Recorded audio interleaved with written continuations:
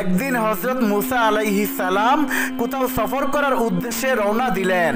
যখন তিনি রাস্তা দিয়ে যাচ্ছিলেন তখন দেখলেন একজন মহিলা কান্নারত অবস্থায় দাঁড়িয়ে আছে। মহিলাটি হযরত মুসা আলাইহিস সালামকে দেখা মাত্র তার কাছে আসলো এবং বলল, হে আল্লাহর নবী মুসা, আপনি কি এখন আল্লাহর সাথে কথা বলার জন্য তুর পাহাড়ে যাচ্ছেন? যদি তুর পাহাড়ে যান তাহলে আপনি আল্লাহর সাথে আমার বিষয়ে অবশ্যই কথা বলবেন। মহান আল্লাহ তাআলা কেন আমাকে কোনো সন্তান সন্ততি দান করেননি? আমার বিবাহের কয়েক বছর হয়ে গেল, তবু এখনো পর্যন্ত আমি কোনো সন্তানের মা হতে পারিনি। আল্লাহ তাআলা আমাকে কি কখনো মা হবার ভাগ্য দিবেন না? নাকি আমার কোনো ভুলের কারণে আল্লাহ তাআলা আমাকে সন্তান সন্ততি দান করবেন না? মুসা আলাইহিস সালাম বললেন, ঠিক আছে, অবশ্যই আমি আল্লাহ রব্বুল আলামিনকে তোমার এই কথা জিজ্ঞেস করব। অতঃপর মহিলাটি সেখান থেকে চলে গেল। এবার মুসা আলাইহিস সালাম মহিলাটির প্রশ্ন শুনে একটু অবাক হয়ে গেলেন, তাই তিনি আর অন্য কোথাও সফর করলেন না। এবারে তিনি আল্লাহর সাথে কথা বলার উদ্দেশ্যে তুর পাহাড়ের দিকে রওনা হলেন। তুর পাহাড়ের উপরে গিয়ে হযরত মুসা আলাইহিস সালাম আল্লাহ তাআলার কাছে প্রশ্ন করলেন, হে আল্লাহ রাব্বুল আলামিন, আমি আসার পথে একজন মহিলাকে কান্নারত অবস্থায় দেখলাম। তিনি আমাকে প্রশ্ন করলো, আমার বিবাহের অনেক বছর হয়ে গেল, তবু কেন আমার কোনো সন্তান সন্ততি হয়নি? তখন মহান রব্বুল আলামিন এক গায়েবী আওয়াজের মাধ্যমে হযরত মুসা আলাইহিস সালামের প্রশ্নের জবাবে বললেন, হে মুসা, তুমি বলে দিও ওই মহিলার জন্য, ওই মহিলার ভাগ্যে কোনো সন্তান সন্ততি আমি দান করিনি, তাই মহিলাটি বিয়ের এত বছর পরেও মা হতে পারেনি। কন্যা বা পুত্র সন্তান আল্লাহ তাআলার পক্ষ থেকে হয় এবং সেটা ভাগ্য লেখা থাকতে হয়। আল্লাহ যাকে দান করে সেই কেবল এটা পেয়ে থাকে। অতঃপর হযরত মুসা আলাইহিস সালাম এই প্রশ্নের উত্তর শুনে বাড়ির দিকে রওনা হলেন। বাড়ি আসার পথে হযরত মুসা আলাইহিস সালামের সেই মহিলাটির কথা মনে পড়ল, তাই বাড়িতে না গিয়ে সোজা সেই মহিলাটির বাড়িতে গেল।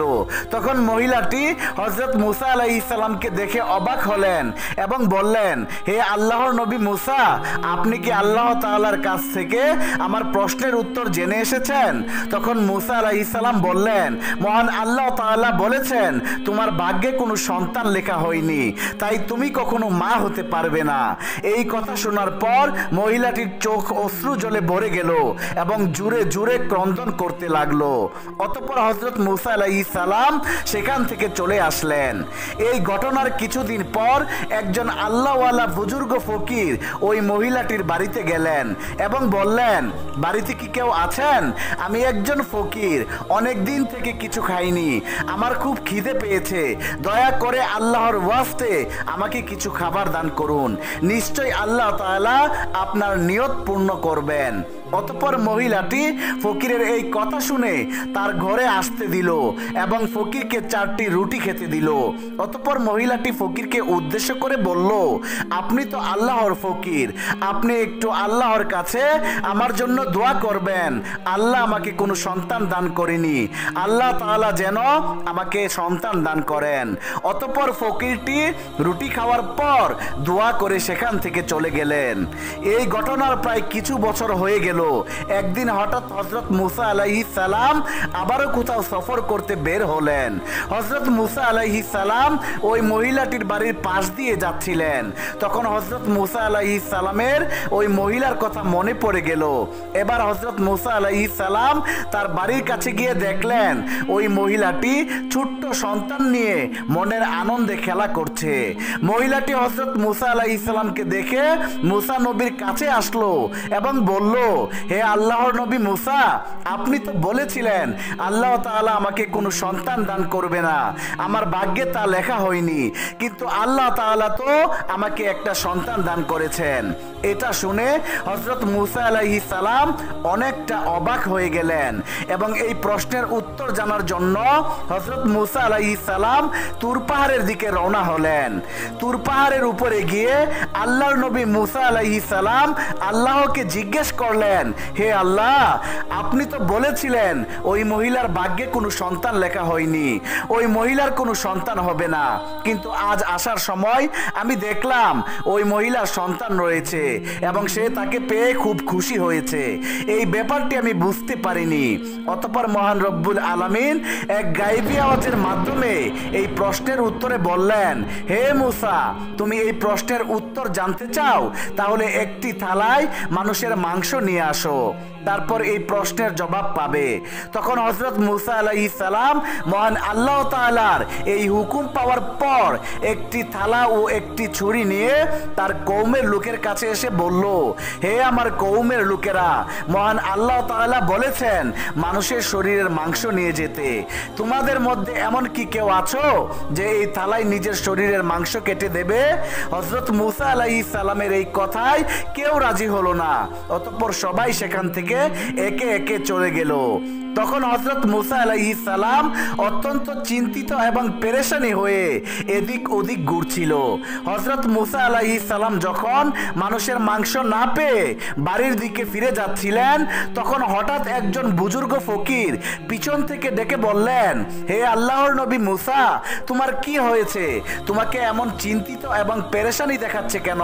তখন মূসা আলাইহিস সালাম সেই ফকিরের কাছে এসে বললেন, মহান আল্লাহ রাব্বুল আলামিন আমাকে মানুষের শরীরের মাংস নিয়ে যেতে বলেছেন, কিন্তু কোনো মানুষই নিজের শরীরের মাংস দিতে রাজি হলো না, বরং সবাই মুখ ফিরিয়ে নিয়ে চলে গেল।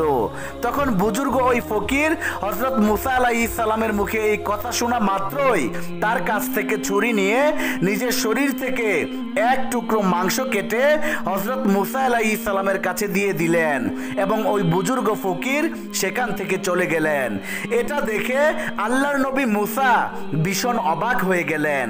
অতঃপর মূসা আলাইহিস সালাম ওই মানুষের মাংস নিয়ে আবারও তুর পাহাড়ের উপরে গেলেন এবং আল্লাহ রব্বুল আলামিনকে উদ্দেশ্য করে বললেন, হে আল্লাহ রব্বুল আলামিন, আমি মানুষের মাংস নিয়ে এসেছি, কিন্তু এই মাংস দিতে কেউ রাজি হয়নি। দিতে বলেছি সবাইকে আমি, কিন্তু সবাই আমার কাছ থেকে মুখ ফিরিয়ে নিয়েছে। শুধুমাত্র একজন বুজুর্গ ফকির আল্লাহর নাম শোনা মাত্রই তার শরীরের মাংস কেটে আমার কাছে দিয়ে দিয়েছে। তখন মহান রাব্বুল আলামিন এক গায়বী আওয়াজের মাধ্যমে হযরত মূসা আলাইহিস সালামকে বললেন, হে মূসা, এই মাংসের জন্য সব মানুষের কাছে যাওয়ার তো কোনো দরকারই ছিল না, তুমি নিজেই তো যথেষ্ট ছিলে।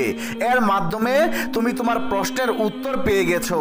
আর যে বুজুর্গ ফকিরটি আল্লাহর নাম শোনা মাত্রই নিজের শরীরের মাংস কেটে দিয়েছে, ওই ফকিরটি দোয়া করার জন্যই সেই মহিলাকে সন্তান দান করেছি। হে মূসা, যে ব্যক্তি আল্লাহর রাস্তায় সবকিছু উৎসর্গ করে দেয়, সবকিছু দান করে দেয়, আল্লাহ তাআলা তাকে সব দিয়ে দেয়, এমনকি তার কপালে লেখা ভাগ্যকেও পরিবর্তন করে দেয়। অতঃপর হযরত মূসা আলাইহিস সালাম এই উত্তর শোনার পর বাড়িতে চলে আসলেন। প্রিয় বন্ধুরা, এই ছিল আমাদের আজকের ভিডিওটি।